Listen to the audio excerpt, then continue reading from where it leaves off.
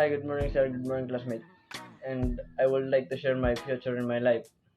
So, magsisimula na po ako. Sa ngayon po ay gusto ko pong mag-aral, tapos gusto kong makapagtrabaho. At pag nakapagtrabaho na po ako ng maganda, ay siyempre po, magpaparami ako ng pera.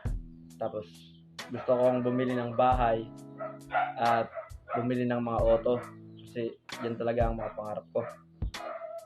And gusto kong mag-business para yung pera ay hindi masayang, labas-pasok lang.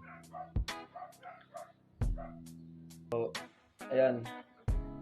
At gusto ko lang bumili ng motor kasi I wanna ride to saan man ako magpunta. Gusto ko pong libutin ng Northern Samar. Siyempre, gusto kong makamit sa buhay ko. At maliligo ako sa iba't ibang beach.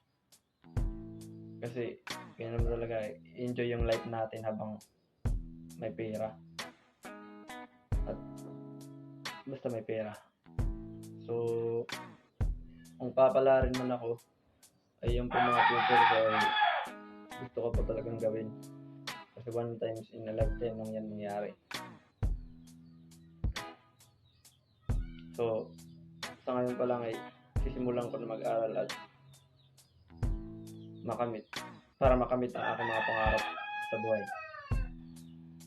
And yan lang po, sir. Thank you, sir.